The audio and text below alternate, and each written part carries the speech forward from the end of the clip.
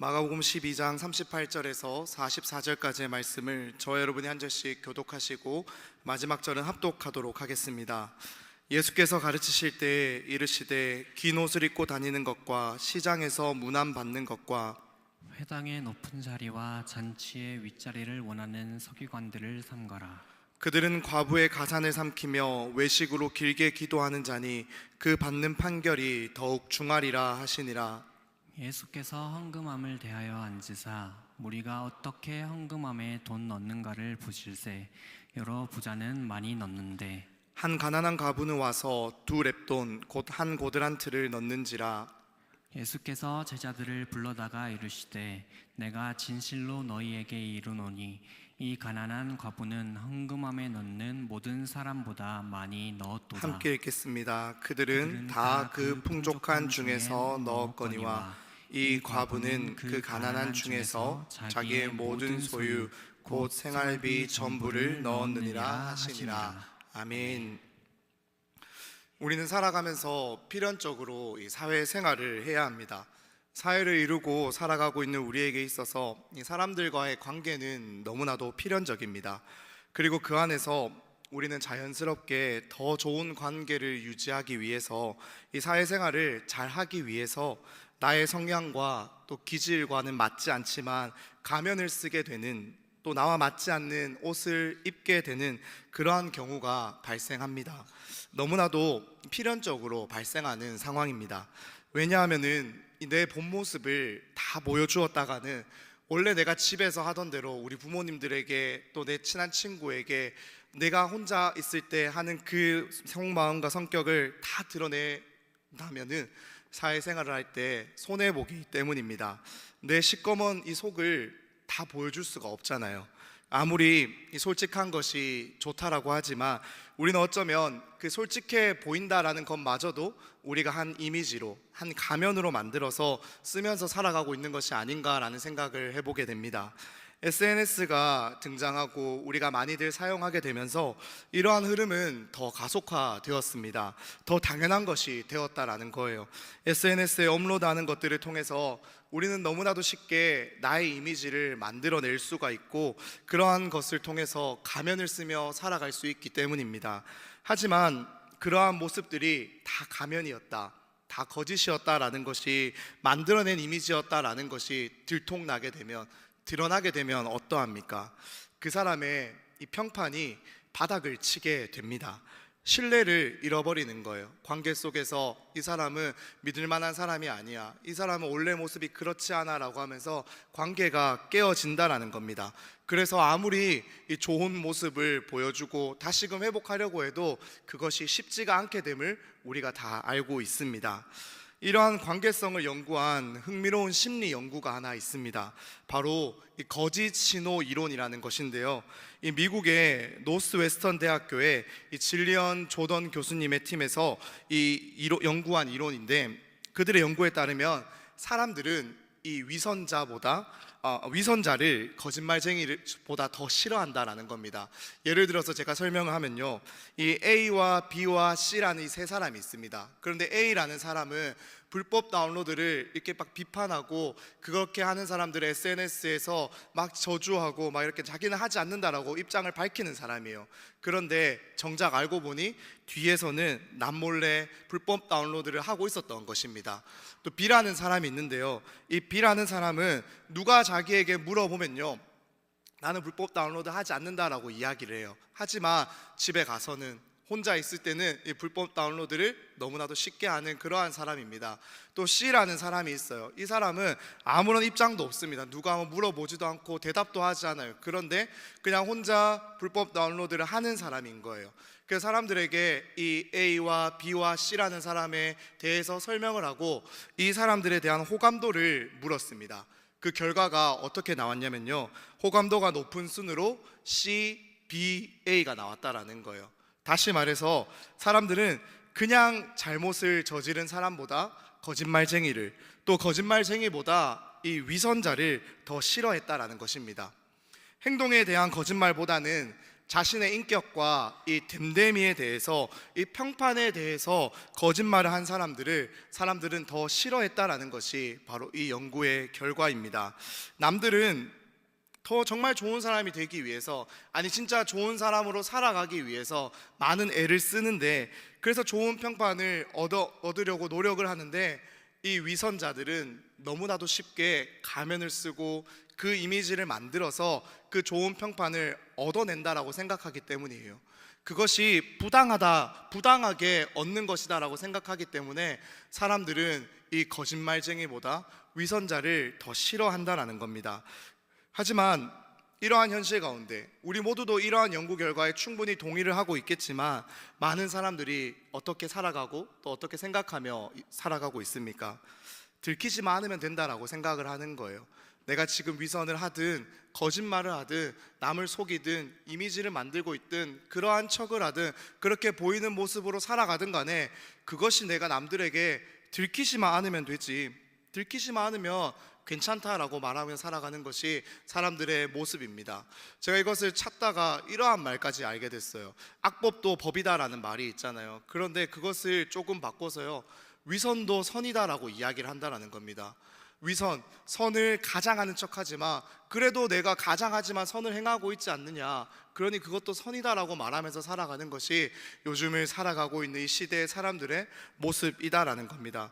그래서 많은 사람들이 너무나도 당당하게 많은 사람들 앞에 설 때 가면을 쓰고 자기를 가리고 이미지를 만들면서 누구 앞에 선다라는 거예요.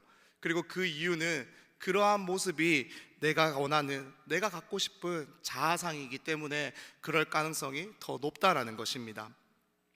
오늘 우리가 함께 읽은 본문 속에서도 바로 이러한 사람들이 등장합니다. 그들이 누구냐면은 바로 서기관들입니다. 이 서기관은 모세의 율법을 연구하고 가르치는 전문가들이었습니다. 이 왕정 시대, 그러니까 이스라엘의 왕이 있었던 그 시대에는 이 서기관들은 국가의 중요한 문서를 작성하고 기록하고 정리하고 보관하고 또 왕의 비서의 역할을 하기도 했고요, 또 백성들에게는 공증을 서는 그러한 역할도 감당했습니다.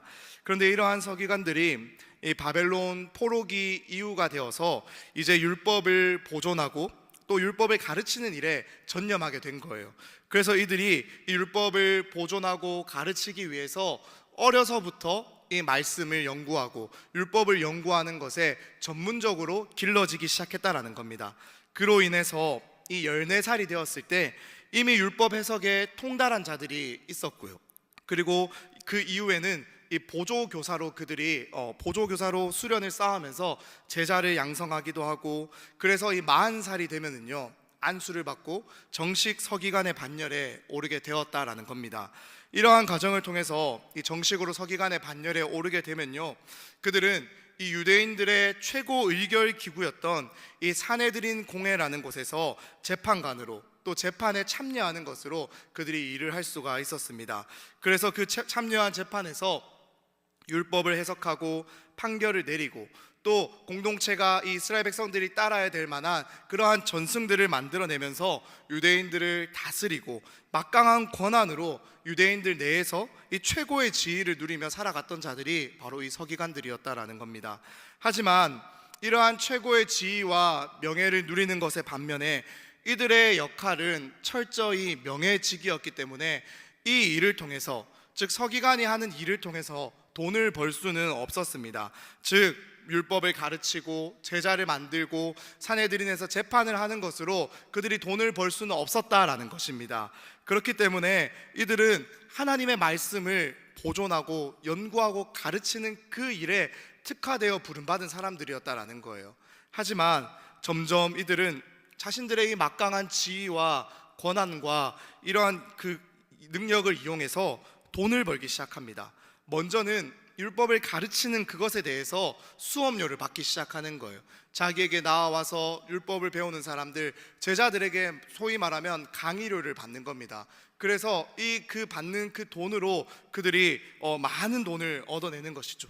또 더 나아가서 이 재판을 받으러 온 사람들, 이 자기에게 재판을 받으러 오거나 율법의 해석을 구하러 오거나 자문을 구하러 온 그런 사람들에게 어마어마한 수수료를 받아내는 거예요.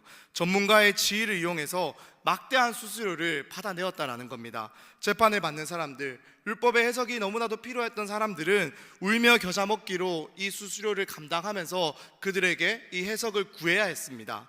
그리고 더 나아가서요, 이들은 과부나 고아의 재산을 대신 맡아 관리를 해주었는데, 그것을 그래서 지켜주는 역할을 했는데, 그들의 남은 그 재산을 지켜주는 대신에 막대한 양의 수수료를 받아내었다라는 겁니다. 이 남편을 잃은 여인들은 이스라엘 사회 내에서 경제활동으로 자기의 어떠한 경제력을 유지하는 것이 사실상 불가능에 가까웠습니다. 그렇기 때문에 그녀에게 남은 마지막 재산, 어쩌면 남편이 남긴 유산, 아버지가 주었던 이 혼인 지참금을 유능한 법률가이자 스승이자 어쩌면 이 유대인들의 사회 내에서 가장 믿을 만한 사람으로 보이는 이 공인인 서기관들에게 맡기는 관례가 있었다라는 거예요. 그래서 이 서기관들에게 그 돈을 가지고 왔을 때 서기관들은 그 약자들, 이 사회적 약자들의 마지막 남은 그 재산 가운데서 막대한 양의 수수료를 받아내면서 자기들의 배를 불리며 살아왔다라는 것입니다. 그래서 서기관들이 이렇게 명예와 지위를 이용해서 부를 축적하기 시작했습니다.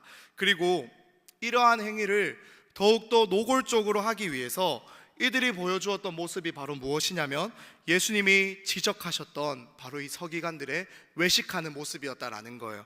우리 오늘 본문 38절에서 40절까지 세 절의 말씀을 같이 한번 더 읽어보기를 원합니다. 38절입니다. 예수께서 가르치실 때에 이르시되 긴 옷을 입고 다니는 것과 시장에서 문안 받는 것과 회당의 높은 자리와 잔치의 윗자리를 원하는 서기관들을 삼가라. 그들은 과부의 가산을 삼키며 외식으로 길게 기도하는 자니 그 받는 판결이 더욱 중하리라 하시니라. 38절 말씀 우리가 다시 보면은요, 이들은 이 서기관들은 긴 옷을 입고 다녔다라는 것을 우리가 알 수가 있습니다. 즉, 이 긴 옷이라는 것은 서기관들이 공무를 수행할 때 입는 옷을 의미하는데, 이것은 이 옷을 입고 다니면 누구나가 저 사람이 서기관이구나라는 것을 알 수가 있는 의복을 말하는 거예요. 즉, 평상복이 아니라 근무복을 말하는 겁니다. 세상에 한번 생각해 보세요. 어떤 법조인이 평상시에 생활을 할 때, 마트를 갈 때, 육아를 할 때, 친구를 만나러 갈 때 이 재판할 때 입는 가운을 입고 가는 사람이 어디 있습니까? 사실 요즘 그렇게 우리가 어디 다닐 때마다 재판할 때 입는 그러한 가운들을 입고 다닌다라고 생각을 하면은 저 사람 판검사 변호사인 거 티내는 거 아니냐라고 하면서 어쩌면 뒤에서 손가락질을 받고 비난을 받을 겁니다. 그런데 이 당시에는 그렇지 않았다라는 거예요. 이 팔 통도 크고 바닥까지 끌리는 이 긴 옷을 입고 그들은 시장 바닥을 누빕니다. 회당에 가고요, 잔치 자리를 찾아다니는 거예요. 그래서 자신의 지위를 마음껏 자랑하고 이 지위를 드러내어서 특권을 누리고 그것으로 말미암아 주목받기를 좋아했던 것이 바로 이 당시 이 시대에 살아가고 있었던 서기관들이었다라는 겁니다. 하지만 이들의 외식의 정점은 따로 있었습니다. 그것은 바로 우리가 함께 읽었던 이 40절 말씀에서 지적하고 있는 것처럼 외식으로 길게 기도하는 것이었어요. 길게 기도하는 것 그 자체가 사실은 잘못은 아닙니다.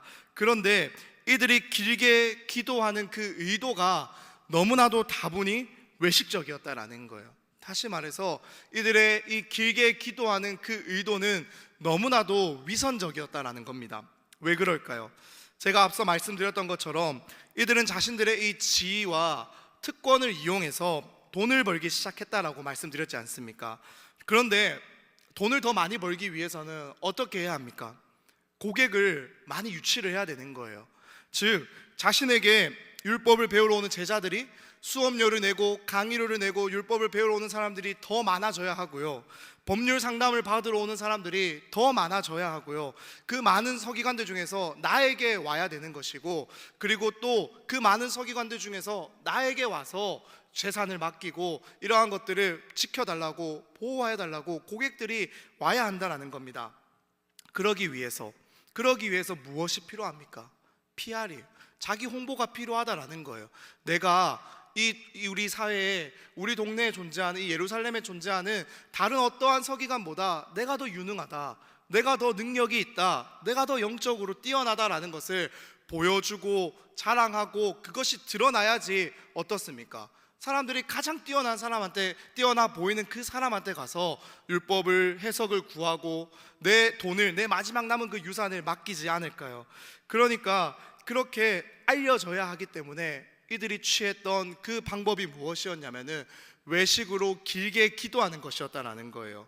그래서 이들이 율법에서는 보통 하루에, 유대인들은 보통 하루에 3번의 기도 시간을 가진다라고 말하고 있는데 3시, 6시, 9시, 즉 우리의 시간으로 바꾸어 보면은 아침 9시, 정오, 오후 3시인데 이럴 때마다, 이 기도할 수 있을 때마다 그들이 나아가서 시장 어귀에 서서, 즉 사람들이 많이 다니는 그 길거리에 서서 길게 길게 막 유능한 말을 하며 있어 보이는 말을 하며 뛰어난 그러한 말들, 표현들을 하면서 길게 기도함으로써 사람들에게 자신을 홍보하기 시작했다라는 겁니다. 그래서 길게 기도하는 서기관일수록, 더 뛰어난 말로 기도하는 서기관일수록 유능하고 영적으로 뛰어나다라는 것으로 인정받고 여겨져서 많은 사람들이 이 서기관을 찾아와서 이 서기관에게 자기의 어떠한 일들을 맡겼다라는 겁니다. 예수님은 이러한 곳이 아니라 골방에 들어가서, 은밀한 곳에 들어가서 하나님께 기도하라라고 말씀하셨는데, 그러한 것이 아니라, 그러한 모습이 아니라 사람들이 다 모이는 곳에 가서, 많은 사람들이 다니는 그곳에 가서 그 사람들이 들리게끔 긴 시간 동안 기도하는 것이 바로 이 서기관들의 모습이었다라는 거예요. 외식하는 행위가 너무나도 만연했던 것이 바로 예수님 시대의 서기관들의 모습이었습니다. 이러한 모습을 통해서 우리가 확실하게 알게 되는 것이 무엇입니까? 결국에 이 서기관들은 하나님을 잘 믿는 척, 하나님의 말씀에 능통한 척을 하지만 그것을 통해서 정작 얻고 싶었던 것은 바로 자기 삶의 만족과 아니었다라는 거예요. 하나님의 말씀을 이용해서, 이 신앙을 이용해서 나의 배를 배불리고자 하는 그러한 모습을 갖고 있었던 사람들이 바로 이 외식하는 서기관들이었다라는 겁니다. 이렇게 서기관들을 책망하신 예수님은 계속해서 성전에 머물러 계십니다. 아마도 이 여인의 뜰이라고 불리는 곳에 앉아 계셨던 것으로 보이는데요. 왜냐하면은 그곳에는 목적을 따라서 분류된 13개의 헌금함이 설치되어 있었기 때문입니다. 이곳에 앉아 계셨던 예수님은 자연스럽게 이곳을 드나들면서 헌금하는 당시의 사람들의 모습을 볼 수 있게 되었습니다. 당시의 헌금함은요, 이 뿔나파를 뒤로 엎어놓은 모양으로 생겼어요. 왜냐하면은, 그래서 입구는 좁고 바닥이 넓은 그러한 형태인데, 왜냐하면 헌금을 하는 척하면서 손을 넣어서 그 안에 들어있는 헌금을 훔쳐가는 사람들을 방지하기 위해서 그렇게 만들었다라는 겁니다. 그리고 이 헌금함은 금속 재질로 만들어져 있었어요. 그래서 그 당시의 화폐였던 이 동전들을 그 안에 넣으면 어떻게 될까요? 헌금을 하면은 그 헌금함이 땡그랑 하면서 울리는 소리가 날 수밖에 없었다라는 겁니다. 그런데 바로 이때 한 부자가 와서, 이 부자들이 와서 헌금함에 헌금을 하는 거예요. 많은 액수의 헌금을 그들이 넣었습니다. 그러니 어떻게 되었을까요? 그 헌금함을 울리는 이 동전의 소리가 그곳을 요란하게 울렸을 거예요. 그 소리를 통해서 지나가고 있던 사람들이, 그곳에 있던 사람들이, 아, 지금 헌금하고 있는 저 사람은 부자구나, 저 사람은 많은 액수의 헌금을 넣었구나, 하나님을 향해서 참으로 헌신된 사람이었구나라는 생각을 각 자연스럽게 갖게 되었을 것입니다. 그런데요, 예수님이 그곳에 앉아 계시다가 주목한 사람은 따로 있었습니다. 바로 부자가 아니라 오늘 예수님이 주목한 사람은 바로 가난한 과부였다라고 오늘 본문 42절이 이렇게 우리에게 들려주고 있습니다. 한 가난한 과부는 와서 2렙돈 곧 한 고드란트를 넣는지라. 여기서 말하는 이 2렙돈은, 곧 한 고드란트는 당시 노동자들의 하루 품삯이었던 1데나리온의 64분의 1에 해당하는 액수입니다. 즉, 이 노동자들의 이 하루 품삯을 우리가 한 10만 원으로 가정에서 계산해 본다면은 이 2렙돈 한 고드란트는요 1563원에 해당하는 금액이에요. 대략적으로 1,563원, 즉 1,600원도 되지 않는 금액을 말한다라는 거예요. 그렇기 때문에 이 가난한 가부가 와서 넣었던 그 동전 2개가 헌금함을 울렸던 소리는요, 부자가 그 많은 액수를 헌금함에 넣었던 소리와는 너무나도 대조가 되었을 겁니다. 부자가 넣었던 헌금함의 소리는 그곳에 있는 사람들을 다 뒤돌아보게 만드는, 주목하게 만드는 엄청난 요란한 소리였을 수 있어요.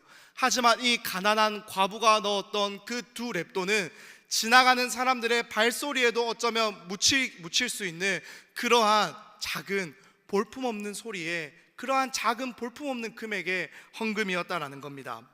그런데 더 놀라운 것은요, 성경은 이 과부가 넣었던 이 2랩돈이 그녀의 모든 소유, 다시 말해서 생활비의 전부였다라고 말하고 있는 거예요. 지금 벌어지고 있는 이 상황을 제가 조금 더 설명을 해드리면은, 이 과부를 설명하고 있는 이 가난하다라는 이 표현은요, 헬라어 원어로 보면은 푸토코스라는 단어인데, 이 단어는 단순히 부자와 비교해서 이 부자에 비해서 상대적으로 가난하다, 그 가난하다라는 것을 의미하는 것이 아니라 절대적으로 결핍에 처한 상태를 의미할 때 사용하는 단어가 바로 이 단어였습니다. 그러니까 누군가와 비교해서 누군가보다 가난하다, 누군가보다 부족하다라는 것이 아니라 이 과부는 절대적으로 결핍에 처한 상태에 있었던 과부를 의미하는 거예요.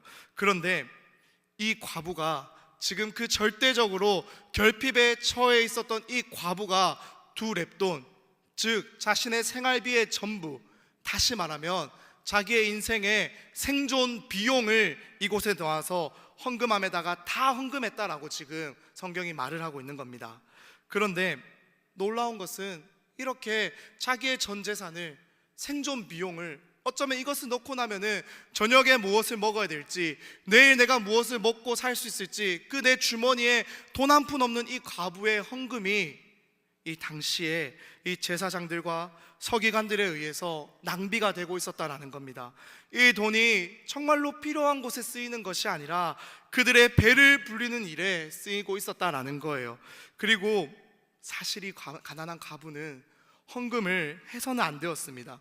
만약 그곳에 있는 사람들이요, 그곳에 지나가고 또 그곳을 관리하고 또 그곳에 예배드리러 나왔던 사람들이 이 가난한 과부가, 절대적인 결핍 상태에 있었던 이 과부가 나와서 자신의 전 재산을 헌금한다라는 것을 알았더라면 어떻게 해야 합니까? 이 헌금을 하지 못하도록 말려야 하는 것이 정상이다라는 거예요. 왜냐하면은 그것이 율법이기 때문이에요.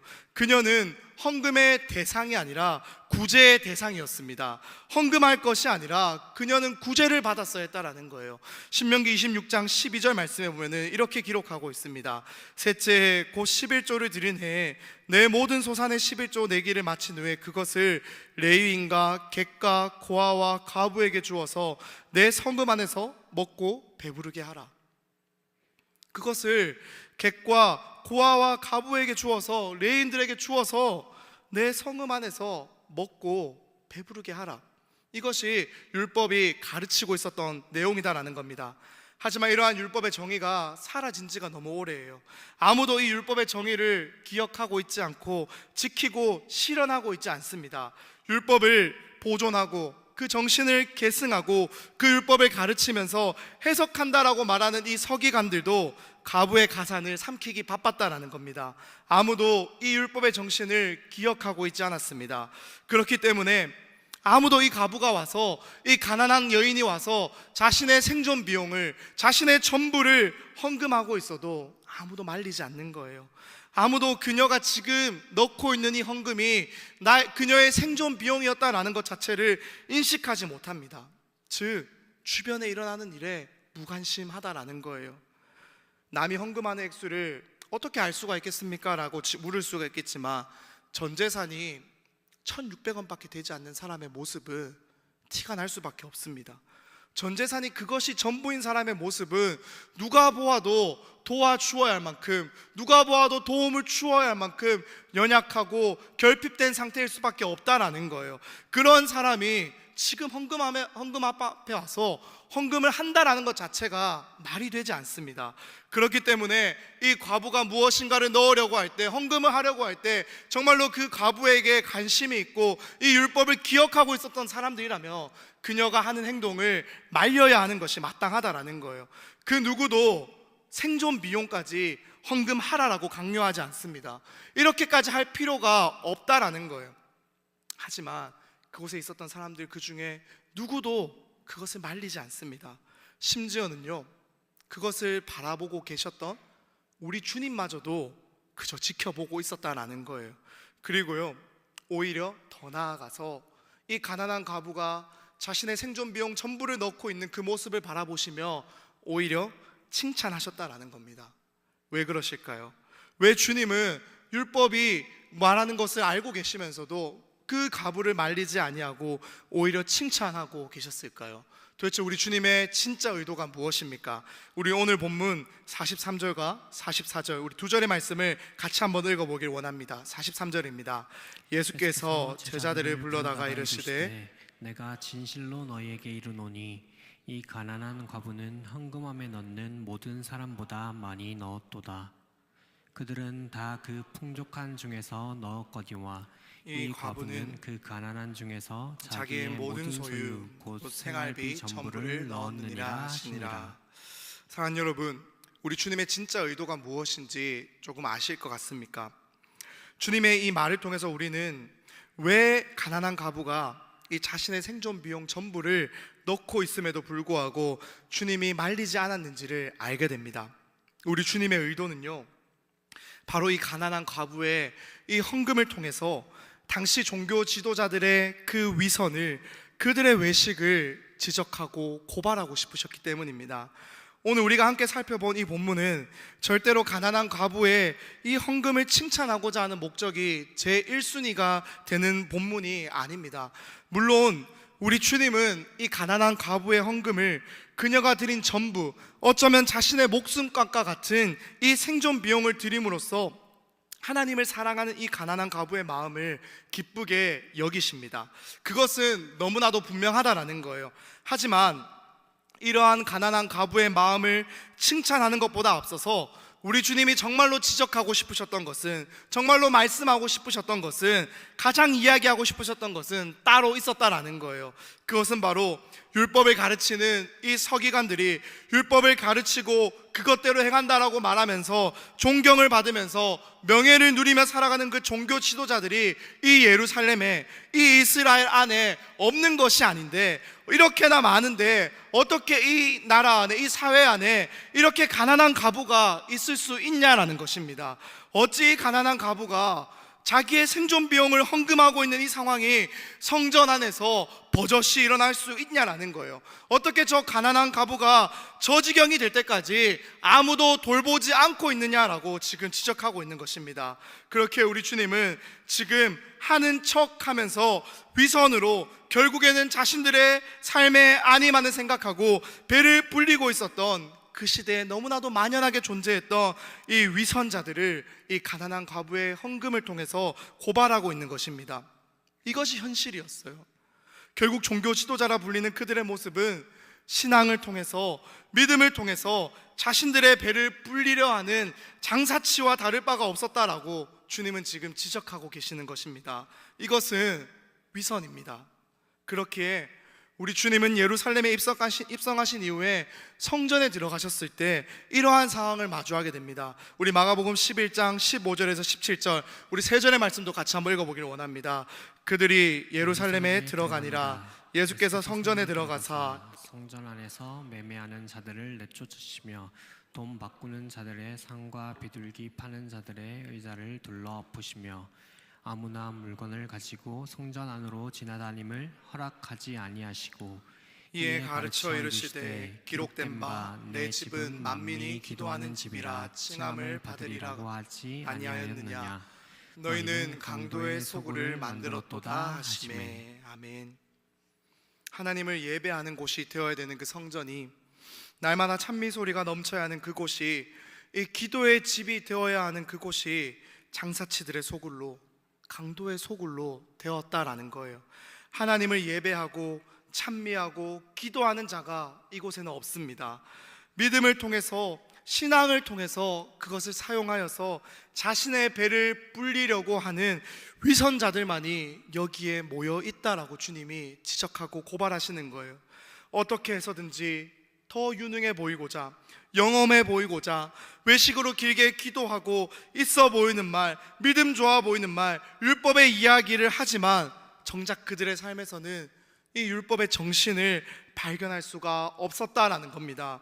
말씀대로 사는 자, 말씀을 기억하며 그 말씀을 지키며 살아가는, 애쓰고 노력하는 자가 없었다라고 주님은 지금 고발하고 있는 거예요.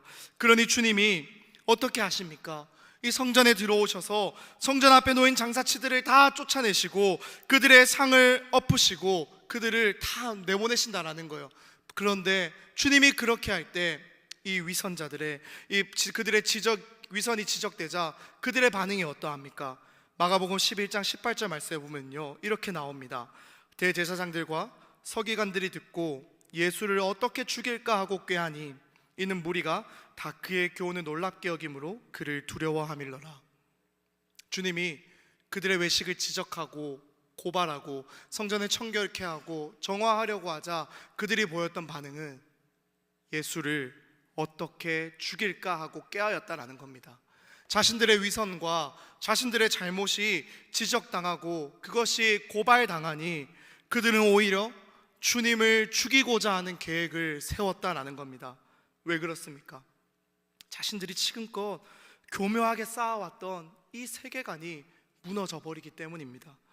여기에는, 이 성전 안에는 이렇게 행하고 있는 이러한 사람들의 모습 속에는 우리가 지금까지 어떻게 만들어 왔는데, 우리의 부를 쌓기 위해서, 우리의 이 이권을 지키기 위해서 우리가 이것을 어떻게 만들어 왔는데 그 카르텔이 깨지게 생기니까 이들은 우리를 구원하기 위해서 이 땅에 오신 예수 그리스도를 알아보지도 못하고 그의 말을 듣지도 않고 무엇보다 자기들의 삶의 방해물로 여기며 제거 대상으로 취급해 버렸다라는 겁니다.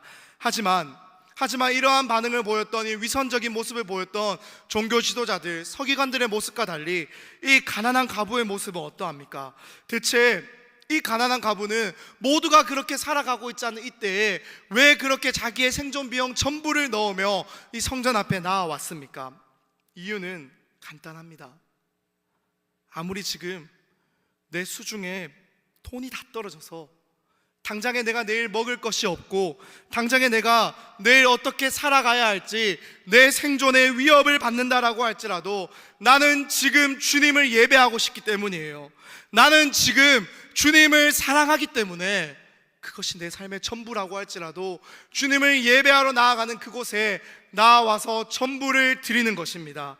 그래서 누구도 강요하지 않았지만, 누구도 자기의 전부를 생존 비용까지 넣으라고 말하지 않았지만, 그녀는 이 성전으로 나와서, 만민이 기도하는 이 집으로 나와서 하나님을 예배하고 찬미하고 기도하기를 원했다라는 거예요.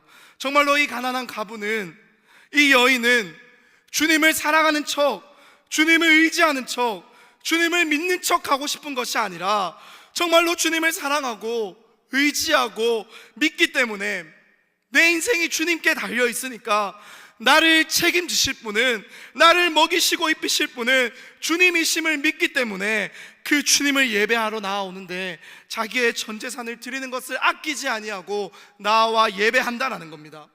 사랑하는 여러분, 한번 생각해 보세요. 전 재산이 1,600원밖에 되지 않습니다. 내 수중에, 내 통장에, 내 주머니에 그것밖에 없어요.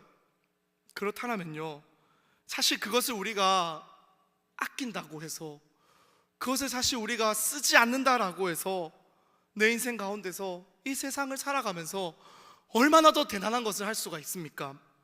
사실 그것 가지고는 할 수 있는 것이 없습니다.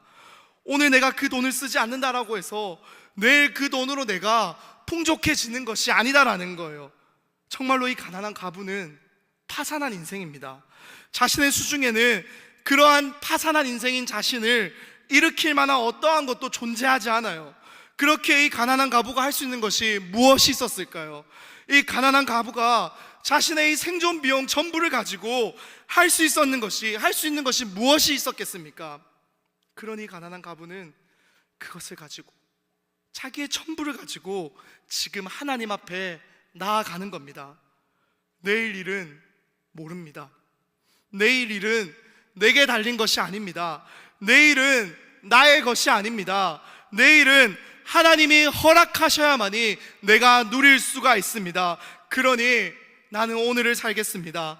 나는 오늘 내게 주어진 이 생명을 다해서, 내 최선을 다해서 주님을 예배하며 살아가겠습니다. 그러니 주님을 살아가며, 주님을 의지하며, 주님을 믿으며 오늘을 살아가겠다라고 이 가난한 과부가 자기의 인생 가운데서, 파산한 인생 가운데서 할 수 있는 가장 최선의 것을 선택하며 지금 주님 앞에 성전으로 나아가고 있었다라는 거예요.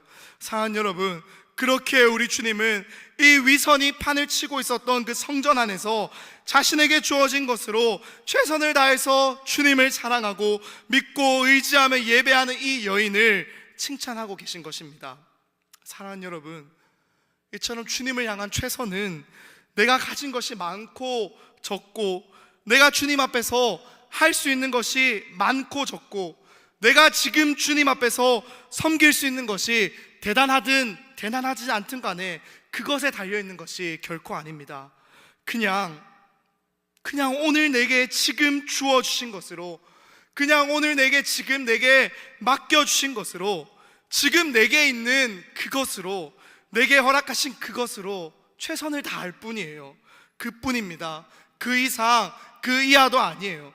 그러니 우리는 내가 가진 것이 없어서, 내가 할 수 있는 것이 없어서, 내 능력이 부족해서, 내가 대단하지 않아서 나는 주님께 드릴 최선이 없다라고 말할 수 없습니다.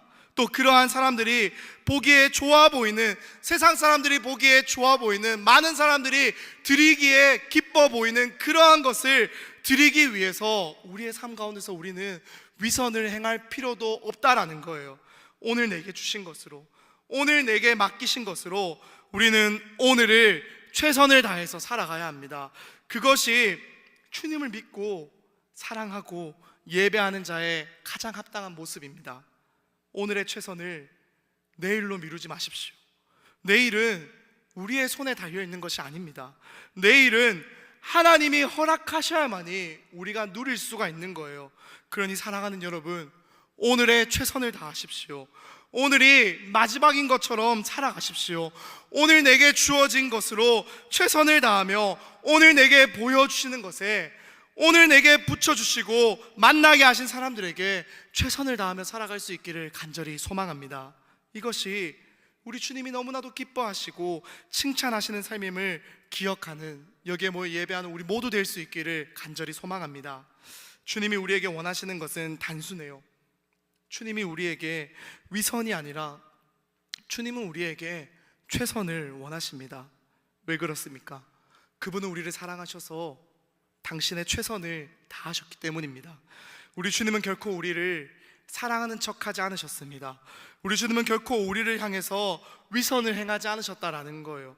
우리 주님은 우리를 너무나도 사랑하셔서 낮고 낮은 이 땅으로 자신의 모든 영광을 버리시고 그것을 내가 마땅히 취할 것으로 여기지 아니하시고 우리와 같아지기 위해서 우리의 몸을 입으시고 죄된 본성 가운데 살아가며 겪는 그 수많은 시험과 유혹과 죄의 결과로 이 땅에서 사라지지 않는 고통과 고난을 우리와 동일하게 겪으시면서 우리의 아픔을 친히 알아주셨습니다. 그렇게 우리 주님은 우리를 공감하는 척이 아니라 정말로 주님은 우리를 능히 공감하십니다. 그리고 무엇보다 우리 하나님은 죄인된 우리를 살릴 수만 있다면, 우리를 구원할 수만 있다면 자신의 하나뿐인 아들도 아끼지 아니하시고 십자가에 내어주시며 우리를 구원하기 위한 당신의 최선을 다하셨습니다. 사랑하는 여러분, 이 은혜가, 이 하나님의 은혜가 지금 우리에게 임한 은혜입니다. 그렇다면 우리는 어떻게 살아가야 합니까? 이 은혜에 날마다 합당한 반응으로 위선이 아니라 최선으로 나아가야 하지 않겠습니까? 바로 그러한 우리의 최선을 통해서 세상은 그러한 우리의 모습을 통해서 예수 그리스도를 보게 될 줄로 믿습니다. 이제 말씀을 마무리하기를 원합니다. 세상이 참 많이 교회를 향해 욕하고 비난하고 손가락질할 때가 많습니다. 왜 그럴까요? 위선적이기 때문이에요. 교회가 척하고 있기 때문입니다. 그런데요, 저는 이것을 생각할 때마다 너무나도 이상해요. 왜냐면요, 교회를 향해서 만약에 세상이 아무런 기대가 없다면요, 교회를 향해서 세상이 만약 교회를 향해서 아무런 소망이 없다면 욕하고 비난하고 손가락질할 이유가 없기 때문입니다. 그냥 교회가 교회했구나라고 생각하면서 당연히 그들이 그렇게 살아가는 모습이다라고 생각하면서 넘기지 않겠습니까? 기대를 하지 않는데 실망할 것이 무엇이 있겠습니까? 하지만요, 아직도 세상이 교회를 향해서, 우리를 향해서 실망하고 손가락질 한다라는 것은 역으로 아직 우리에게 희망이 있고 소망이 있다라고 믿습니다. 왜냐하면 세상은 우리가 척하는 것이 아니라 진짜 교회가 되기를 너무나도 기다리고 원하고 있기 때문입니다.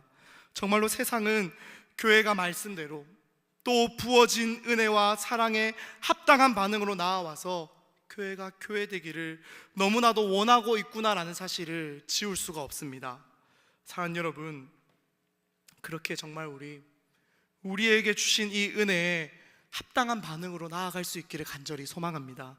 그래서 더는 위선이 아니라 정말로 내가 주님께 받은 은혜에 합당한 반응으로 최선으로 나아갈 수 있는, 여기에 모인 우리 모두 될 수 있기를 간절히 소망합니다. 사랑을 행하는 것을 포기하지 마십시오. 오래 참는 것을 멈추지 마십시오. 인내하는 것을, 순종하는 것을 포기하지 마십시오.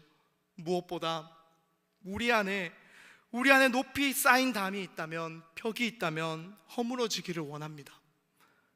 우리 안에서부터 급을 나누는 것이 있고, 정말로 그래서 우리 안에서부터 내가 나와 급이 맞는 사람과만 교제해야지, 나와 수준이 맞는 사람하고만 관계해야지라고 생각하면서 위선하지 않는 그러한 우리가 되었으면 좋겠습니다. 우리 주님은 우리를 찾아오실 때 결코 우리의 급을 보지 않으셨어요. 우리를 차별하지 않으셨어요.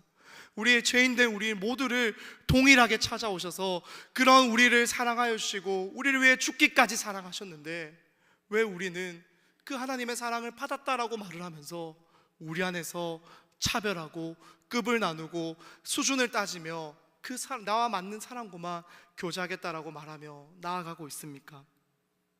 그러면 그러한 사람들은 정말로 주님의 은혜를 모르는 사람들입니다. 정말로 그러한 자들은 받은 은혜에 합당하지 않은 반응을 보이고 있는 사람들이다라는 거예요. 사랑하는 여러분, 그러니 우리가 정말로 이 은혜에 합당한 반응으로 나아갈 수 있기를 간절히 소망합니다. 그래서 정말로 우리 안에 교회됨이 회복되고 우리의 위선이 무너지고 최선으로 나아가 주님을 예배하는 그러한 우리가 되길, 그래서 교회가 교회되고 우리의 예배가 예배되어서 우리를 사용하여 달라고, 하나님 정말로 이 세상 가운데 주님 따라 세상 속으로 나아갈 수 있는 우리 모든 새벽 이슬의 청년들 될 수 있도록 하나님의 은혜를 더하여 달라고 우리 이 시간 같이 한번 찬양하며 결단하며 나아갈 수 있기를 간절히 소망합니다. 다 같이 한번 자리에서 일어나실까요? 불편하지 않으시다면 일어나셔서 함께 찬양하고 기도하며 나아갑시다. 우리에겐 소원이 하나 있네.